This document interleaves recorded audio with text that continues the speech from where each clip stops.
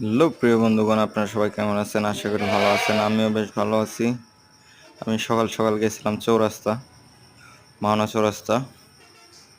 দেখেন এখনো খুবই মানুষ, যাত্রী এখনো যাইতেছে বাড়িতে। ঈদ তো শেষ, কালকে কোরবানি শেষ। প্রথম দিন যদি আপনি কোরবানি না দিতে পারেন তাহলে কোরবানি মজাই থাকে না। তো কালকে তো কোরবানি দেয়া দিছে, এখানে কালকে যারা পারছে না আজকে কিংবা আরো 2 দিন দিবে। কিন্তু প্রথম দিন যদি আপনি কোরবানিটা না দিতে পারেন তাহলে কোনো মজা থাকে না। তে হলো মেন।